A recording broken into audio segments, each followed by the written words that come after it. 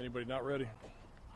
All right, good evening. I'm Pinellas County Sheriff Bob Gualtieri, and with me is St. Petersburg Police Chief Anthony Holloway.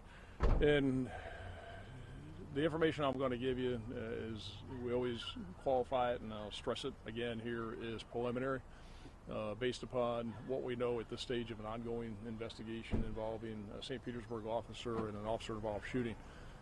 Everything is subject to change as the investigation unfolds, as we learn more and know more, but I'm going to give you everything that I can tell you right now as we know it. At about this afternoon, at about 3:30 p.m., St. Petersburg Police Department received a call to the Wildwood Park at 1028th Street South. There was a male and a female involved in an argument in the park. It was a domestic type argument. The caller reported, who was not involved in it, reported that the male had a gun, and he could see that the male had a gun, and that he was actively involved in an argument with the female, and that he was attempting to take the female's phone. As the officers arrived on the scene, they conducted interviews of the female and of the witness, and they established probable cause to arrest the male subject on a domestic battery charge. That male subject then fled from the park, which is here to the west, came down 13th Avenue South, which we're on now, and as he was coming eastbound, running down 13th Avenue South, a St. Petersburg canine officer, Leighton Williams, was coming eastbound, and he saw the subject. The information had been put out over the police radio that the subject had a gun and that they had probable cause for his arrest. Officer Williams continued eastbound, and just behind me at the intersection, you'll see that tan house right over my left shoulder here is the subject, and I'm not releasing his name right now because we're in the process of notifying his next of kin. As soon as we're able to notify his next of kin, then we'll release his name. He's a 17-year-old black male. The subject was concealing himself along the northeast corner of that tan house behind me, and he was crouched down behind a fence area. As Officer Williams got out of his cruiser and got his canine out, the subject then moved further to the east and ran south between that yellow house, and you'll see that blue house right behind the yellow house to the east. It's kind of I'll call it an alleyway, if you will. The subject ran down to the south, took up a position around a corner by the garage. As Officer Williams went down that alleyway and rounded the corner, the subject was standing there, and Officer Williams could see that he had a gun in his waistband. As Officer Williams challenged him and told him to something to the effect of, and again, this is still ongoing, this is the best information I have, but he did challenge him. The exact words right now I'm not sure of, but something to the effect of drop the gun. The subject reached for the gun and pulled the gun out and was in the process of pointing it toward Officer Williams.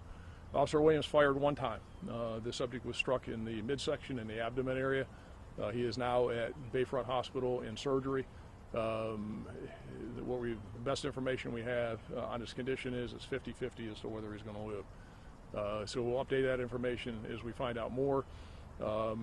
As to this person, the subject here, the 17-year-old, he is also a suspect, and there's probable cause to charge him with an armed robbery that happened this past Sunday involving a firearm.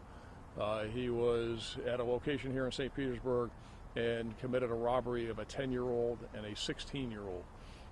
And St. Petersburg police, again, have probable cause to arrest him on that armed robbery charge. So that's what we know at this point. Happy to answer any questions that you have, and we will. Here's the gun itself that's there. We'll release a picture of the gun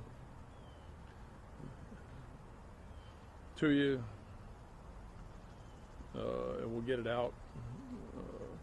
But that's the gun that's on the ground back there right now, and I best estimate it's either a 45 caliber semi-automatic handgun or a 40 caliber. It kind of looks like a 45 to me, but forensics hasn't processed the scene yet, so I've seen it and don't want to get too close to it because we're processing the scene.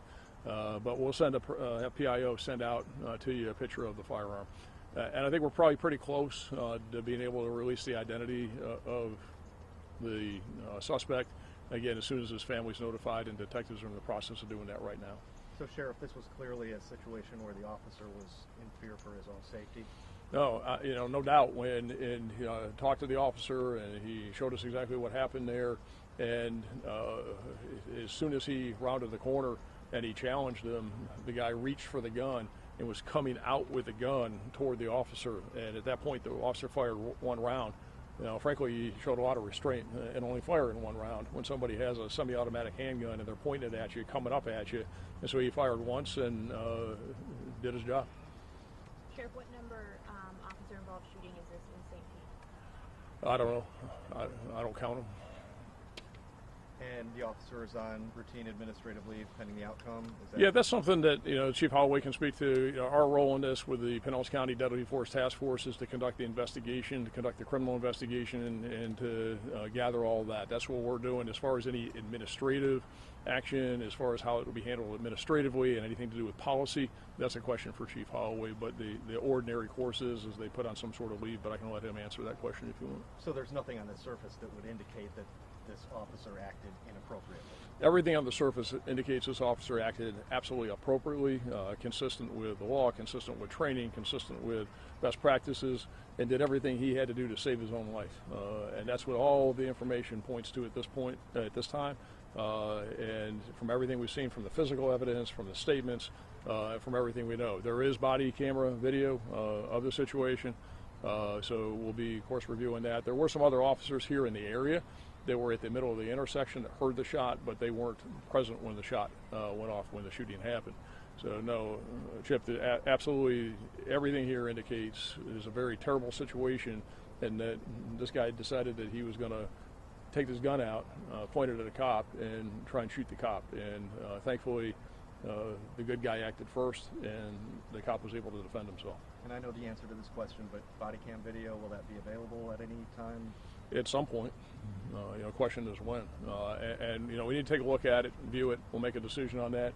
We'll absolutely get you out the photograph of the gun that's there, and then we'll make a decision on the body cam video. I can't, until I see it myself and evaluate it, then we'll make a decision about when we release it. At some point it will be, but we'll make a decision about that.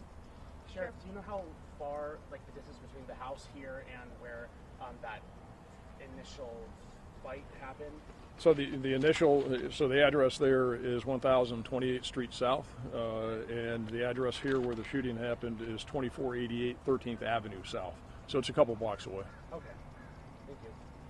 Sheriff, what are your thoughts on situations like these when officers feel that they need to protect themselves?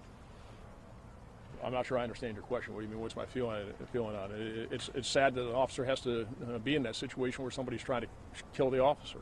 These situations don't have to happen. There's an easy solution to the problem. Don't try and shoot a cop. And don't carry a gun as a 17-year-old and running from the police. Don't do robberies on Sunday, get in a fight with a gun at a park on a Wednesday afternoon, and then when you see a cop get out, you run, and then when the cop approaches you, you reach for the gun in your waistband. That's where the problem is. It's with him. Easy solution to that problem. Don't do it. Sheriff, if he's arrested and charged in this armed robbery, because that's separate from sort of what happened here today, do you know which agency? St. Petersburg Police Department's conducting that investigation. As I said, they have probable cause to arrest him on the armed robbery charge. So assuming if he survives, he'll be charged with the armed robbery, plus a variety of offenses resulting from what happened here today. Chief, can you talk a little bit about the robbery that happened on Sunday? Sure, I can tell you very briefly. The detectives were actually working this case prior to this. They didn't know anything about this. So this past Sunday, the suspect robbed a 10-year-old and a 15-year-old at gunpoint. The detectives built probable cause today to take him into custody. They did say at the scene, the gun that the sheriff showed you, there was a gun like that was used in the robbery. 10-year-old? 10-year-old and a 15-year-old. What did he rob them of? I don't want to get into that right now, but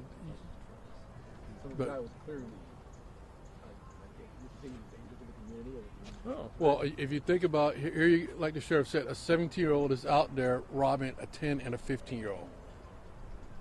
What, like you said, what are you going to rob a 10-year-old of? Chief, did that just happen on the street, or did it happen in a store?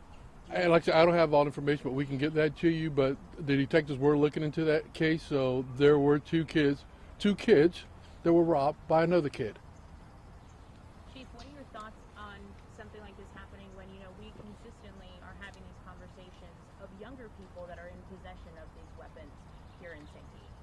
And the same thing like we're saying, we've got to start talking to these kids, whether the parents, whoever, and tell these kids they need to put these guns down, because it's getting to the point where not just this shooting. Just think about Sunday.